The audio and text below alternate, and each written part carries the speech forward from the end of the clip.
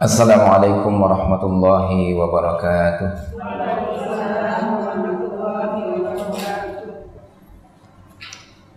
Alhamdulillah nahmaduhu wa nasta'inuhu wa nastaghfiruh wa na'udzu billahi min syururi anfusina wa sayyiati a'malina may yahdihillahu fala mudilla lahu wa may yudlil fala hadiya lahu.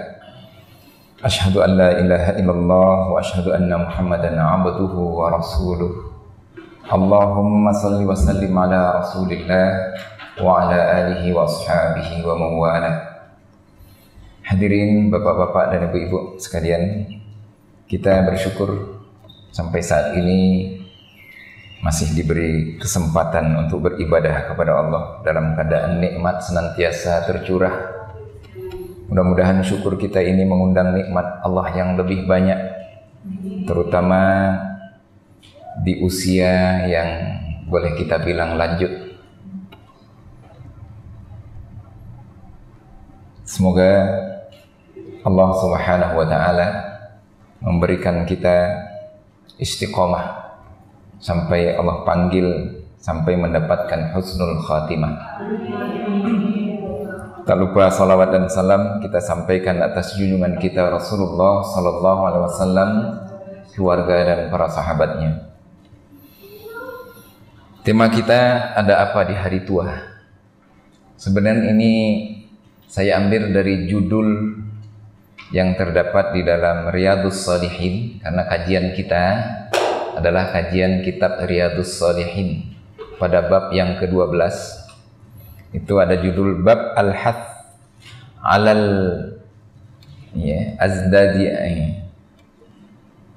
azdiyad minal khair fi awakhiril umur. Bab anjuran untuk memperbanyak, menambah-nambah kebaikan di umur lanjut.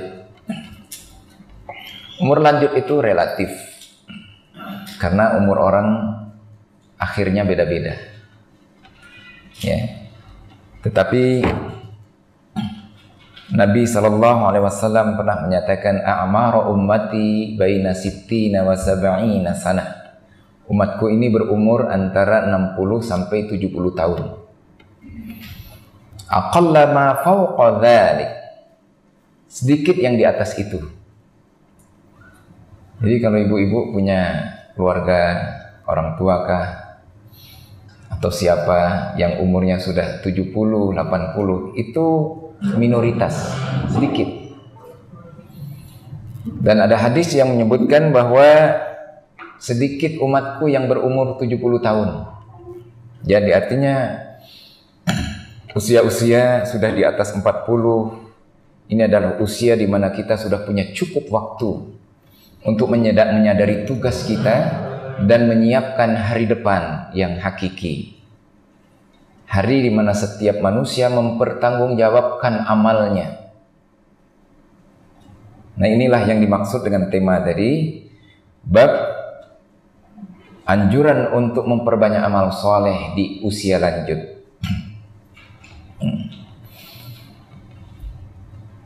Di dalam surat Fatir ayat 36-37, kita baca saja lengkapnya. Itu dinukil sebagian di dalam kitab Riyadhus Shalihin. A'udzu billahi minasyaitonir rajim. Walladzina kafaru lahum naru jahannam. Dan orang-orang yang kafir, bagi mereka neraka jahanam. La yuqda alaihim fayamutu. Tidak akan ditetapkan atau tidak akan diputuskan, atau mereka tidak akan disiksa sampai mati, tapi mereka disiksa dan terus hidup merasakan siksa itu. Mereka tidak akan diperlakukan sehingga mati, tidak. Mereka akan disiksa terus-menerus. Wala yukhaffafu anhum min adzabiha, dan tidak akan diringankan dari azabnya. Kadzalika najzi kulla kafur. Begitulah kami balasi setiap orang-orang yang ingkar. Di dalam surat Toha, juga di dalam surat Al-A'la. Hafal surat Al-A'la, Bu ya? Ada kata-kata la yamutu fiha wa la yahya. Orang-orang kafir itu tidak mati, tidak hidup. Loh, gimana itu nggak mati kok nggak hidup? Begitulah cara Allah mengungkapkan keadaan di mana manusia ketika itu tidak pantas disebut hidup karena dalam siksaan yang terus-menerus. Kalau hidup kan normal, bisa ngobrol, bisa makan, minum. Ketika itu mereka disiksa dan merasakan balasan. Ini kalau bicara soal neraka, kadang-kadang ada yang berpikir kok Allah tega ya. Ya. Saya aja kalau ngelihat maling digubukin saya nggak tega. Allah itu bukan kita. Allah itu sempurna semua sifatnya. Termasuk Allah Subhanahu wa taala salah satu ya sifatnya adalah benar dalam berkata. Nggak mungkin Allah bohong. Allah sudah mengatakan orang kafir akan begini begitu, maka itu pasti akan dibuktikan. La yukhliful mi'ad juga sifat Allah. Allah tidak pernah mengingkari janji. Kalau Allah akan membalasi orang-orang yang baik, pasti balasan itu akan dijumpai. Dan Allah akan mengazab orang-orang yang kafir, pasti azab itu akan ditemui. Maka nanti di akhirat orang-orang yang kafir itu mereka berteriak, Rabbana akhrijna na'mal salihan, ya Allah keluarkan kami dari neraka ini, kami akan beramal saleh. Ghairal ladzi kunna na'mal awalam nu'ammirkum ma yatadhakkaru fihi man yatadhakkar. Ya Allah keluarkan kami akan melakukan amal soleh nggak kayak dulu lagi. Tapi apa kata Allah? Kan kalian sudah dikasih umur, nu'ammirkum. Bukankah kalian telah kami beri umur, kami umurkan? Ya, nggak enak kalau di bahasa kita, tapi bahasa Arab begitu. Kami panjang umurkan. Ada yang mengartikan itu 40 tahun, ada yang mengartikan balik, ada yang mengartikan 60 tahun. Ibnu Abbas itu meriwayatkan sebuah hadis dinukil dalam tafsir Ibnu Katsir bahwa nanti di akhirat akan dikatakan kepada orang-orang, wahai yang berumur 60 tahun, orang-orang yang telah diberi tangguh sampai 60 tahun, ya dipanggil mereka itu. Yang dimaksud di sini dipanjangkan umur 60 tahun. Ya, wallahu a'lam. Tapi ya, melihat kalimat sesudahnya, ma yatadhakkaru fihi man tadhakkara. Sehingga dengan itu cukup orang untuk merenung. Ya, orang kalau sudah 40 tahun juga cukup untuk merenung. Sudah banyak nikmat yang Allah berikan kepada mereka. Jadi potongan ayat ini ya, dimasukkan di dalam bab anjuran untuk melakukan banyak amal soleh di usia lanjut, di dalam bab ke-12 ya, oleh Imam An-Nawawi dalam kitabnya Riyadhus Shalihin. Jadi pedoman pegangan kita ya dalam kajian Sabtu ya, bersama saya ini adalah kitab Riyadhus Shalihin. Ini bab ke-12, anjuran beramal soleh di usia lanjut. Maka kita ganti judulnya biar lebih menarik. Ada apa di usia lanjut? Ya, sebenarnya nggak ada apa-apa, Bu, biasa aja. Tapi ada tanggung jawab yang besar bahwa kita akan menghadap Allah sementara kita punya masa lalu. Kalau masa lalu itu kurang baik, banyak-banyak istighfar. Dan inilah yang akan kita bahas, hadis-hadis yang disampaikan di dalam kitab Riyadhus Shalihin ini. Ya. Yang pertama, hadis yang pertama,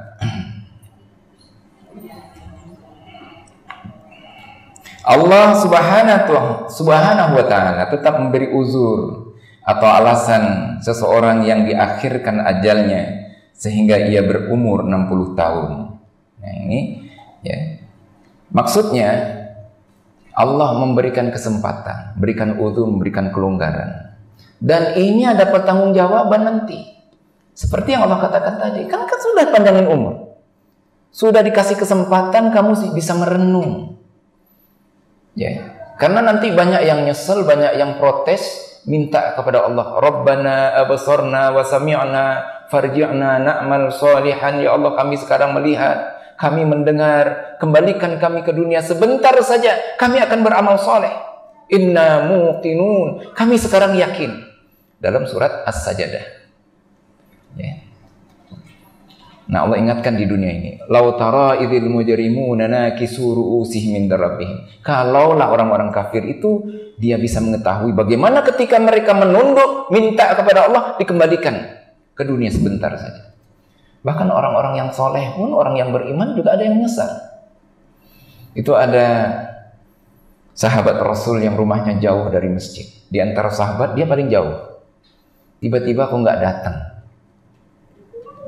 Tiba-tiba tidak hadir dalam sholat berjamaah. Nah, Rasulullah perhatikan beberapa hari, akhirnya tanya kepada sahabat yang lain, tidak ada yang tahu.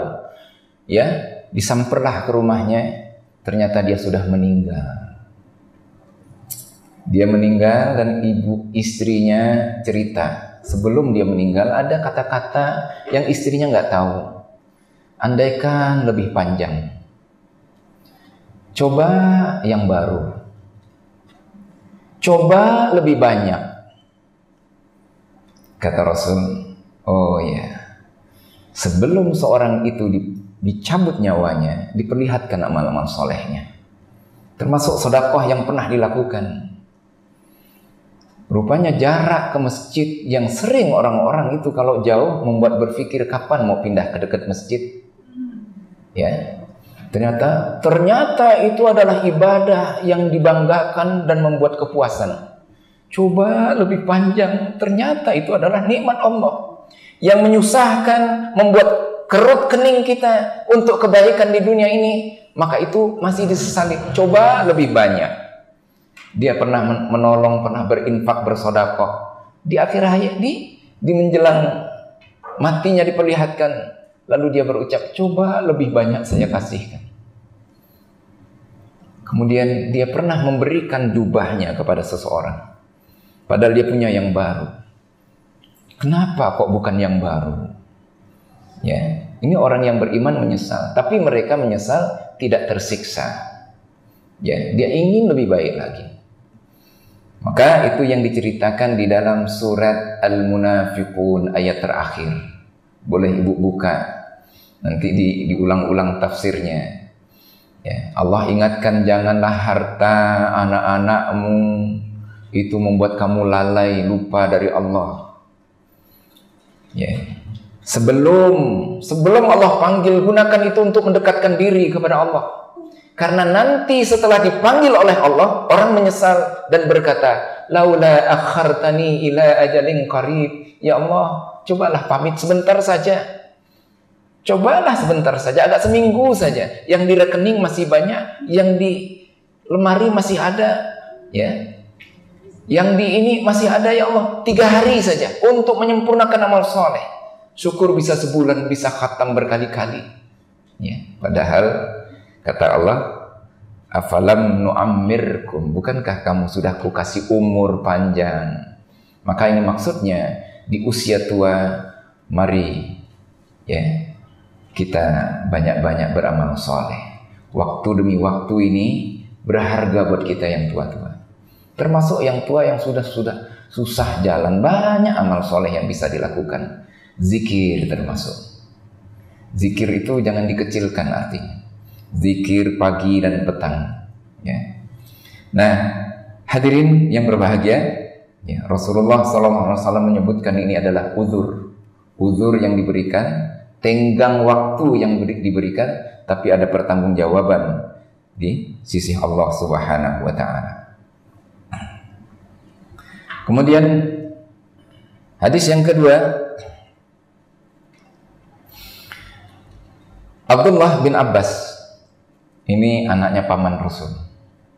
Salah satu paman Rasul bernama Abbas, anaknya Abdullah. Ketika Rasul SAW di Madinah, dia juga masih kecil.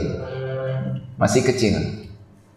Jadi setelah Rasulullah SAW wafat, dia jadi anak muda. Tapi ada orang tua yang risih. Mereka sudah tua-tua semua. Ini anak muda baru gede, kok dikumpul sama kita ini. Kita ini punya anak-anak yang sebaya mereka. Kata Umar tentang dia, sebagaimana kita ketahui. Maksudnya, ilmunya dipuji oleh Rasul. Rasul sedang mendoakan kepada Abdullah bin Abbas, Allahumma allimhu ta'wil. Ya Allah, ajarkan kepadanya ta'wil. Umar nanya sama dia soal tafsir. Dan ketika itu, ya, untuk menjelaskan kepada mereka bahwa ini tidak boleh direndahkan. Orang yang berilmu tidak boleh direndahkan. Ibu-ibu kalau ada ya seorang anak yang hafiz, yang soleh, rajin sholat, ibu memberi apresiasi kepadanya, itu sedekah. Berlemah lembut kepada dia, menghargai dia, ada nilai ibadahnya. Yang dihormati bukan orangnya, ilmunya. Dia hafal Quran.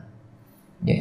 Dia, saya sholat di sebuah masjid, ya, yang imam anak-anak. Nah, pasti ini hafal Quran. Waduh, nikmat bu, merdu suaranya. Waktu kecil umur berapa, waktu SD, pernah saya tes bacaan Al-Quran, sudah hafal dia. Di mana tempat saya sebutkan dia baca. Ya. Nah sekarang sudah mulai kira-kira usia SMP, dia imam tarawih. Rasanya panjang, kita sholat 1 juz, 2 juz mungkin nggak capek di belakang dia. Suaranya bagus, fasih, tajwidnya nikmat, bukan apa-apa. Kadang-kadang mau nangis rasanya. Kalau anak kita seperti itu, Masya Allah. Jadi menghormati ilmunya. Nah Abdullah bin Abbas ketika itu dibawalah oleh Umar pada waktu lain. Wahai saudara-saudaraku, bagaimana pendapat kalian? Surat Idza Jaa Nasrullah wal Fathu wa ra'aitan nas yadkhuluna fi dinillahi afwaja dan seterusnya. Kata mereka, itu adalah pemberitahuan kepada Rasul bahwa apa yang didapat oleh Rasul pada saat itu adalah nikmat yang besar. Terbukanya pintu Mekah, orang masuk Islam berbondong-bondong, maka sebagai tanda syukur, ya, banyak berzikir kepada Allah, salat, ya, banyak berzikir, bertasbih, istighfar, mendekat kepada Allah. Hai Ibnu Abbas, hai Abdullah, begitukah tafsirnya? Tidak, katanya. Tidak, kata Abdullah. Jadi apa menurut kamu? Menurut saya itu pemberitahuan kepada Rasul bahwa ajal Rasul sudah dekat. Kata Ibnu Abbas. Ya, maknanya apa?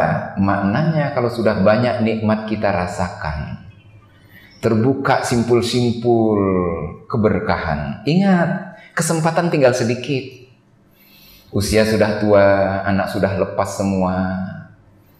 Kau badan loyo, tulang-tulang lemah, tapi rezeki kok lancar saja. Ada yang diterima dan nggak pernah kesusahan, nggak pernah minta. Ingat, idza jaa nasrullahi wal fath wa ra'aitan nasa yadkhuluna fi dinillahi afwaja fasabbih bihamdi rabbika wastaghfirhu innahu kana tawwaba.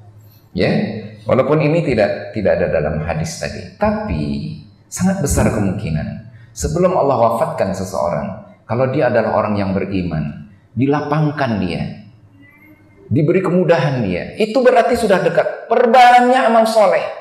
Kelapangan itu karena ibadah kita, karena ketaatan kita, maka di akhir hayat, ya, di antaranya Nabi mengajarkan kepada kita, setelah turun surat An-Nasr, dia banyak bertasbih, dan tasbih itu dijadikan bacaan ketika ruku dan sujud. Bacaan ruku dan sujud sampai wafat itu yang dibaca. Subhanakallahumma rabbana wa bihamdika Allahumma ghfirli. Subhanakallahumma rabbana wa bihamdika Allahumma ghfirli. Tapi di dalam sini ya ada redaksi lain. Subhanaka ya wa bihamdika Allahumma ghfirli.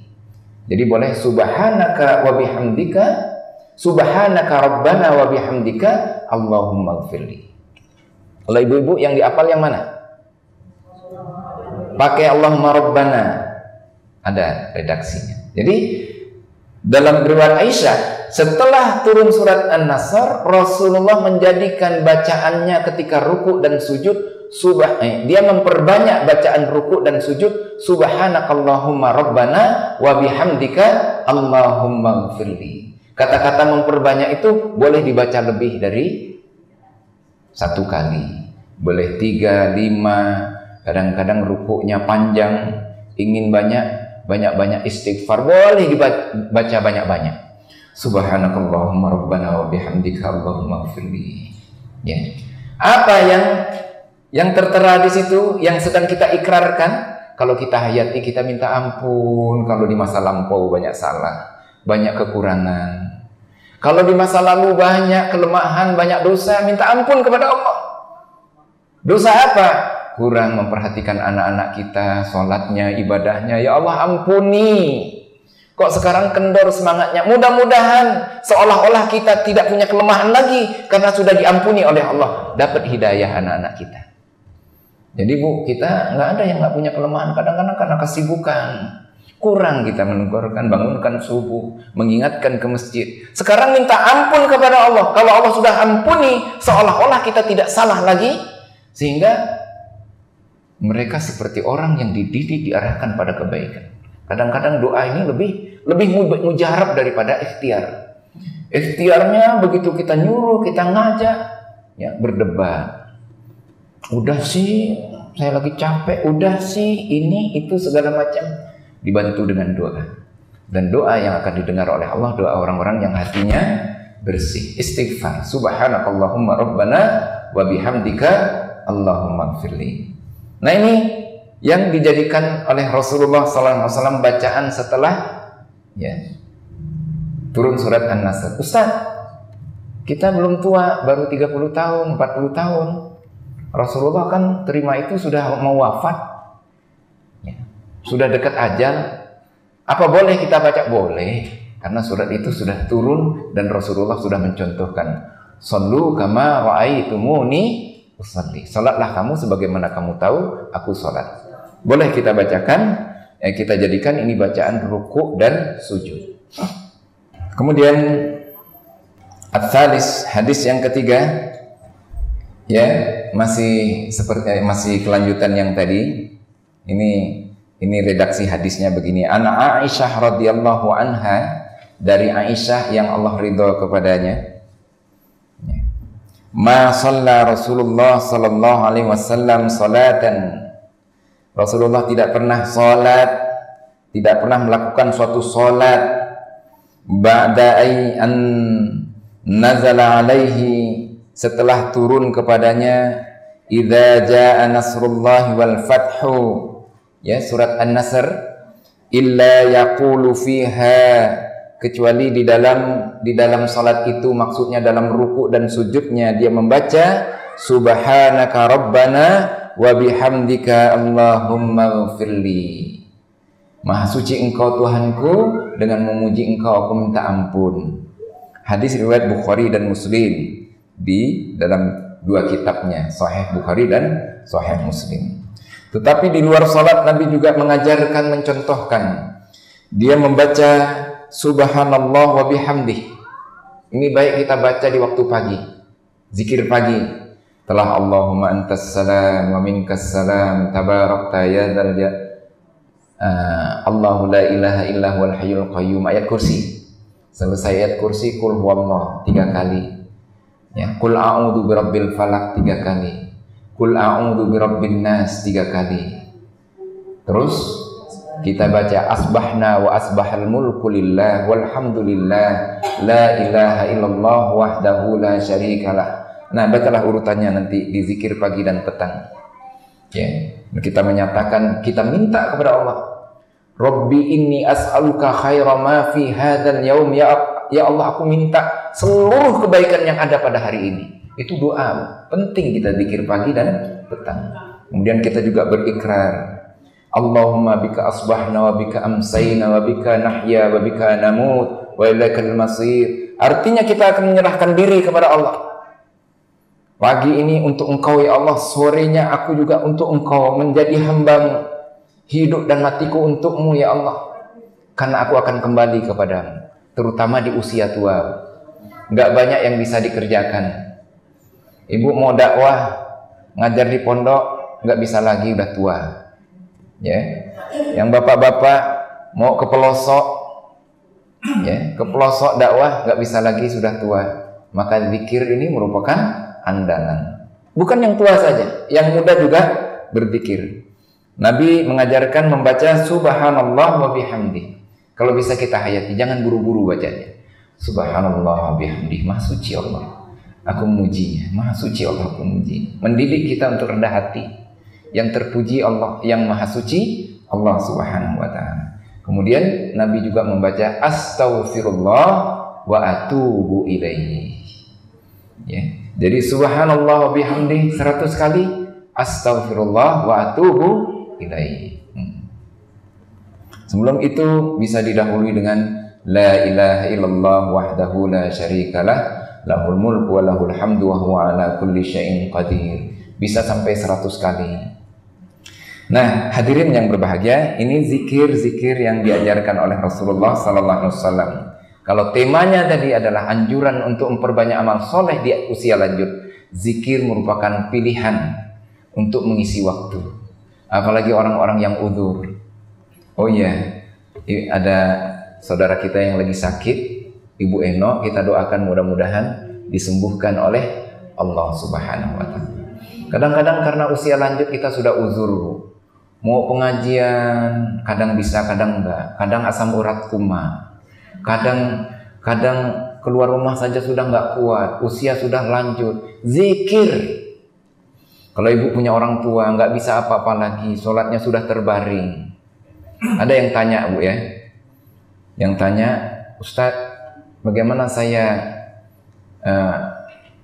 mengajarkan kepada ibu saya supaya sholatnya benar? Dia sudahlah sholat berbaring, tapi nggak memenuhi syarat lagi. Bacaan-bacaan banyak yang lupa. La yukallifullahu nafsan illa wus'aha. Dia tidak dibebani kecuali sekedar kemampuan.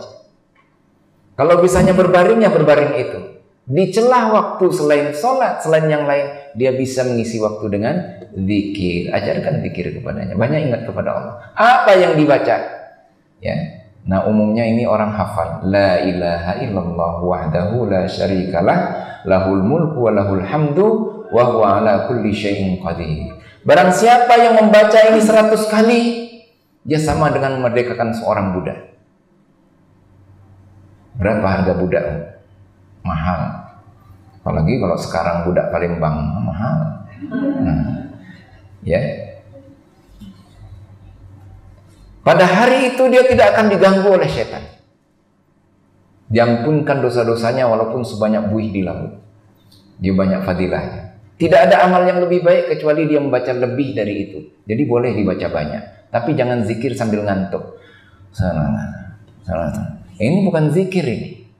Karena zikir itu ingat kepada Allah.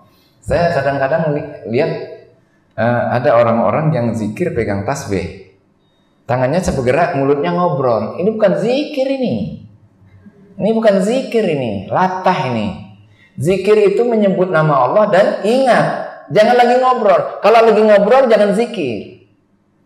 Apalagi ibu punya toko, sedang melayani, pegang tasbih begini. Niatnya biar banyak pahala, nggak dapat pahala, Bu. Ya, kecuali ketika ibu melayani orang dengan baik, itu justru ibadah. Kalau zikir itu kita ingat kepada Allah, menyebut nama Allah, ingat kepada Allah. Zikir yang terbaik adalah zikir yang disyariatkan. Sebab ada juga orang yang zikirnya, ya seperti saya mungkin pernah ceritakan pada ibu-ibu, masih keluarga kami, sudah tua, dia kalau habis subuh tuh baca zikir sampai pingsan. Maksudnya pingsan tuh kalau belum dibangunin nggak sadar dia.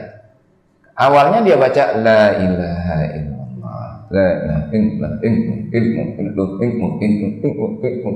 Waduh, kayaknya kesurupan.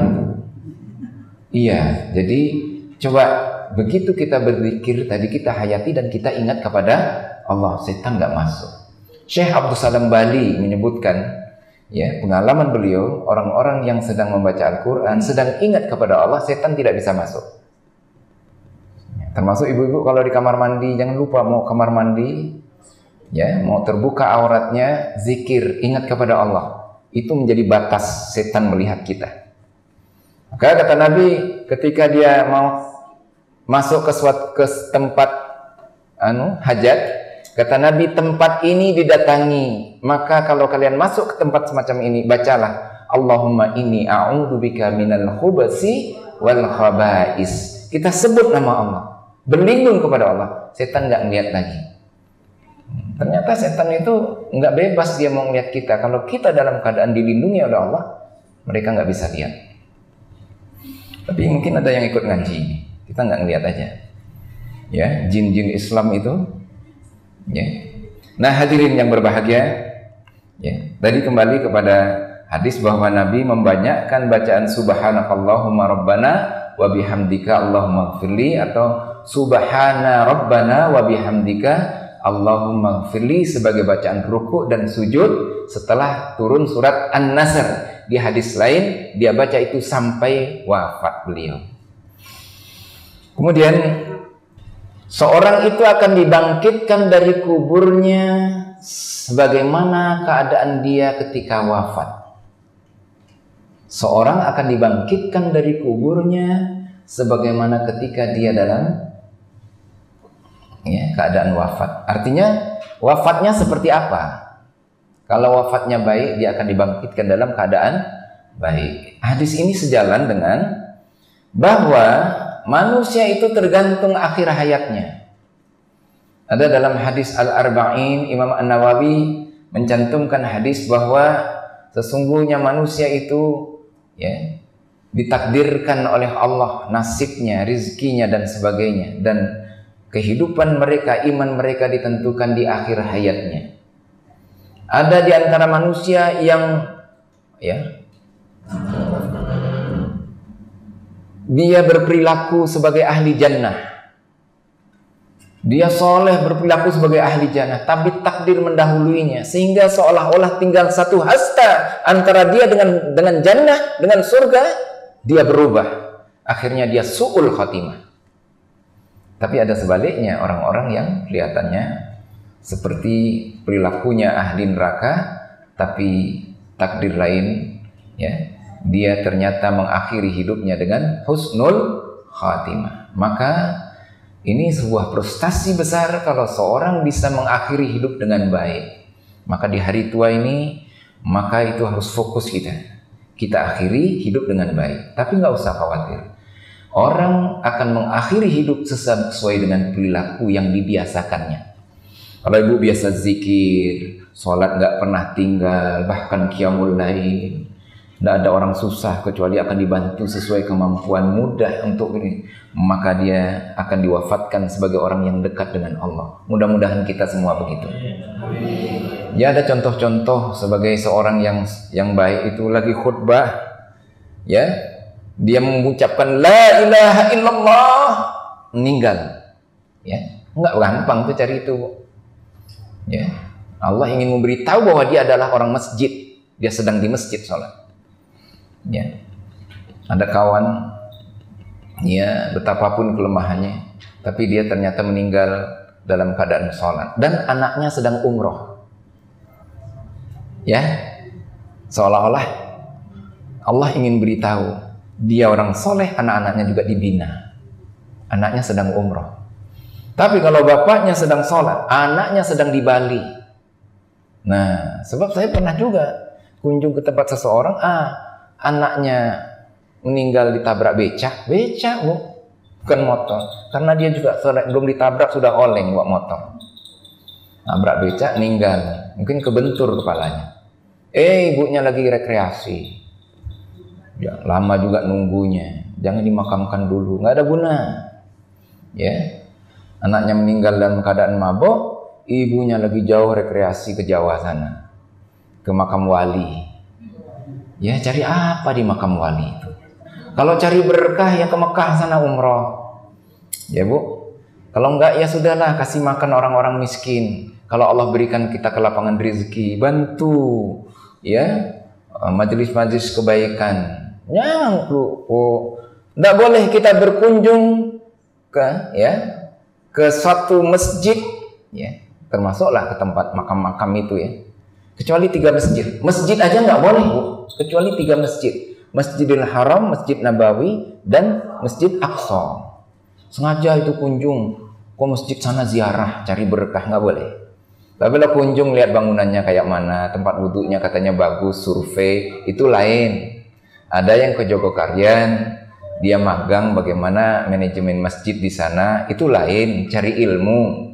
Tapi kalau yang mendapatkan berkah hanya 3 masjid itu, pahala sholatnya beda. Nah, kembali kepada bahwa akhir hayat itu ditentukan oleh kebiasaan kita, maka kita lazimkan kebaikan-kebaikan. Termasuk ibu-ibu dengan suami. Kalau lagi marah diem, lagi gondok, tapi ini sakit benar, kembalikan kepada Allah. Ya Allah, jadikan ini ibadah. Nanti kita diam tidak mengucapkan yang jelek-jelek di akhir hayat. Yang kita ucapkan la ilaha illallah. Nggak gampang la ilaha illallah. Tapi kalau di waktu banyak merepet, banyak marah, ya. Ada orang yang ibadahnya jauh, marahnya banyak, ya. Ketika diingatkan nanti kamu ini susah, udah tua, tobatlah. Enggak. Kita ini yang penting di akhir hayat baca la ilaha illallah. Dia bilang begitu kan. Begitu sudah sakit akhir hayat, dibimbing oleh keluarganya la ilaha illallah. Kamu doain saya mati ya? Marah. Mati beneran. Mati. Ini banyak kita ini yang nggak sadar bahwa ternyata kematian itu lagi ngintip-ngintip kita. Kita yang lagi begini-begini kita nggak tahu sampai rumah nggak nanti itu. Menjelang Ramadan belum sampai seminggu. Artinya saya pulang dari Palembang sini terus Ramadan. Nengok adik yang meninggal. Adik pas di bawah saya. Dia pensiunan militer. Ya. Saya telepon begitu dapat kabar dari istrinya, "Mas, abang sudah pergi," katanya. "Kenapa?" Saya bilang, "Iya, ini nomor teleponnya, ngomong sendiri aja lah sama teman kerjanya." Saya telepon, "Pak," katanya, "ini meninggal adik saya." "Iya Pak, kami jam 11 masih teleponan. Tapi begitu dia telepon, dia bilang, aduh sakit perut saya." Disamper ke sana. Begitu disamper sudah nggak ada. Sederhana saja penyebabnya. Jadi saya ingat tetangga sebelah masjid itu juga menjelang Ramadan. Beberapa waktu sebelum meninggalnya adik itu. Persis peristiwanya. Habis Jumat masih ngobrol. Habis Jumat. Habis ngobrol. Biasa orangnya lucu, suka kelakar. Ya, ini orang ibadah. Dia taat sama orang tuanya. Sama orang tuanya itu disuapin. Orang tuanya sudah sakit di tempat tidur itu ditemenin. Lagi nemenin orang tua. Habis nyuapin orang tua, dia sakit perut. Habis sakit perut pingsan, dibawa ke rumah sakit, nggak sampai rumah sakit meninggal. Ya. Jadi suatu waktu kita bisa dipanggil oleh Allah. Maka supaya keadaan itu kita dalam keadaan baik, kita dawamkan kebaikan. Apa yang mudah kita dawamkan kebaikan? Tadi sudah kita sebut zikir, juga tilawah Al-Quran. Tilawah Al-Quran ini kalau bisa sampai kepada tingkat menghafal. Ibu-ibu belajar tahsin itu bagus. Sebab kata Allah, alladzina atainahumul kitaba yatslunahu haqqa tilawati. Ya. Insyaallah termasuk juga haqqa tilawati ini bacaannya yang benar. Belajar memperbaiki bacaan itu juga ulaika yu'minuna bih. Berarti itu tanda imannya kepada ayat Allah. Alladzina atainahumul kitaba yatslunahu haqqa tilawati ulaika yu'minuna bih. Berarti mereka beriman kepadanya. Surat Al-Baqarah 121 ya. Nah, selain itu juga menghafalkan. Ini kalau sudah hafal dimudahkan. Menghafalkan 1 juz itu nggak lama, Bu. Nggak lama menghafalkan 1 juz itu, nggak sampai setahun. Ya, mudah-mudahan dipanjangkan umur lah, Bu ya. Ya, bisa 4-5 tahun, 1 juz, 2 juz. Iya, tapi memang serius. Udah Ustaz, saya ini kalau ngapal lupa lagi. Ya lupa lagi lah, nggak diulang-ulang. Yang mudah juga begitu. Ustaz, saya sudah setoran hafal nih. besok lupa. Iya, besok lupa, baru setoran sekali. Tapi coba di murojaah. Di murojaah sudah hafal, sudah bisa dibaca, bawa bacaan sholat. Wih, keren, sholatnya 1 juz sendirian. Wah. Ya, saya lihat ada yang lagi ngapal Quran. Bacalah hafalan itu untuk sholat. Dia baca, wih, 1 juz dia sholat. Alhamdulillah. Capek di pertengahan sambil duduk dia sholat. Ngajinya sama Bu Sri Rahayu. Ya. Nah, ini salah satu di antara cara untuk memelihara hafalan tadi. Nah, kalau hafal naik mobil juga bisa. Amma yatasaalun 'anil naba'il 'azim alladzi hum fihi mukhtalifun. Yang suka baca surat Kahfi enggak lihat Quran lagi. Alhamdulillahilladzi anzala 'ala 'abdihi al-kitab wa lam yaj'al, sambil masak nasi, sambil menghiti, ya. Idza syamsu kuwirat wa idzan mak ini kok ngaji sih masak nasi? Ya nggak apa-apa, insyaallah nasinya tetap matang. Dapat pahala, nasi tetap matang dan sebagainya. Karena apa? Karena hafal. Daripada kemana. Aduh, iya. Ustaz kasihan Ayu Ting Ting sudah susah nyanyiin, kalau kita nggak ikut nyanyi. Iya, itulah urusan dia. Kita ini hari tua ngisi dengan ibadah. Nyanyian orang bingung diulang-ulang, ya. Nyari suaminya nggak ketemu, alamat palsu katanya. Sampai sekarang belum ketemu. Nah, hadirin yang berbahagia, ya, terakhir bahwa kesimpulan dari apa yang kita bahas, usia yang Allah berikan ini sebenarnya adalah anugerah. Sebenarnya usia sejak awal itu karunia. Kalau anak-anak, tentu orang tua yang menjaga supaya usianya ini jangan sampai terbuang. Dia dididik dengan baik. Tapi setelah sadar, setelah balik, apalagi setelah usia tua. Dan tema kita adalah, ada apa di hari tua? Nah, setelah kita tua ini banyak masa lalu. Kalau ada yang salah, dengan istighfar, Allah akan ampuni dosa kita. Allah Maha Pengampun, Maha Pengasih, Maha Penyayang. Apapun kesalahan kita, tidak ada dosa yang tidak diampuni. Maka sungguh-sungguh kita minta ampun. Kemudian kesempatan semakin nyempit. Ya, jangan lagi ibu berpikir mau buka sebuah usaha yang harus dijalankan dengan tenaga dan pikiran maksimal. Nggak bisa berbagi lagi. Apalagi biasanya orang-orang yang berbuat baik. Di hari tua itu ditunjukkan nikmat Allah. Itu seperti Rasul idza jaa nasrullahi wal fath. Kalau sudah terasa lapang, terasa keringanan, jangan-jangan ini aba-aba sudah dekat kepada Allah. Maksimalkan ibadah, ya, karena usia itu adalah umur. Walaupun satu hari itu akan diperhitungkan di akhirat nanti. Ya Allah, laula akhartani ila ajalin qarib. Ya Allah, minta 2 hari saja, mau nyedekahkan yang tersisa. 1 hari saja ya Allah. Mudah-mudahan 1 hari itu bisa sekian juz baca Al-Quran. 1 hari saja. Apalagi mau dipanjangkan umur 1 tahun, kita tahu. Cuman kalau masih di dunia ini kadang-kadang sudah tahu, diklaim ibu ini sudah nggak lama lagi, ini 1 tahun lagi. Nah, itu hanya orang yang beriman, ya, yang beriman yang mau menyiapkan diri untuk akhirat. Ada yang kena kanker stadium 4, ya, dia orang Mesir kebetulan. Saya baca buku Keajaiban abad 20. Nah, karena dia sudah divonis usianya paling panjang 1 tahun, ya, kecuali diobati dengan obat yang kemungkinan 50% bisa sembuh, bisa, biarlah saya pilih, saya mengisi akhir hidup dengan amal soleh.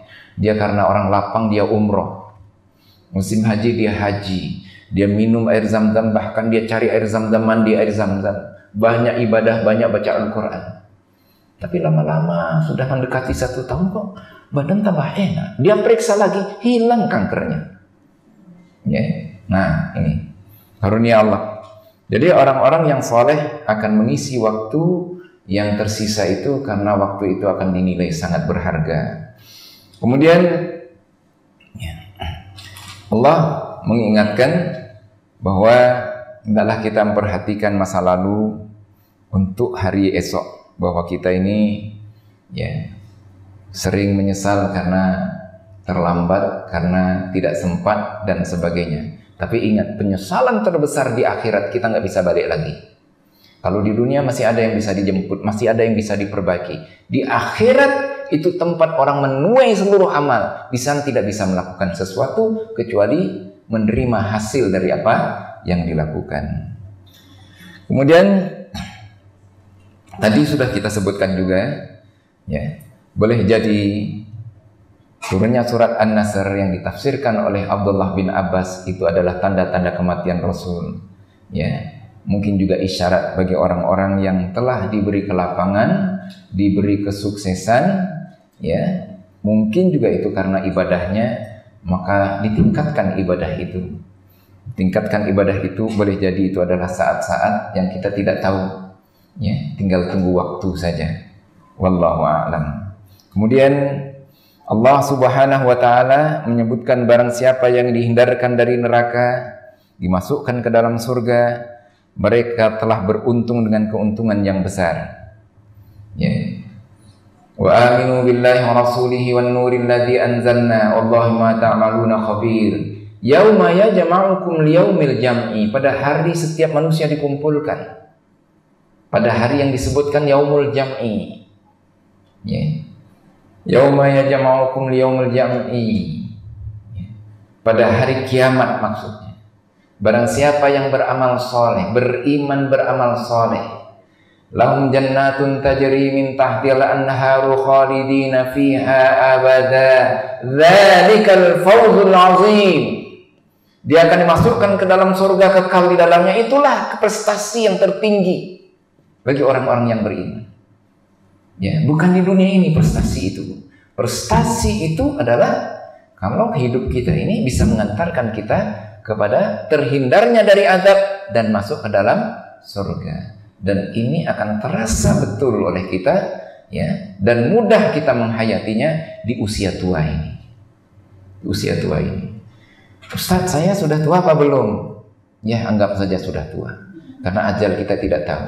Di saat kita sudah bisa berhitung, sudah bisa menyadari umur adalah nikmat, entah kapan kita akan dipanggil, maka kita anggap kita sudah dekat dengan apa yang ditakdirkan Allah Subhanahu wa taala.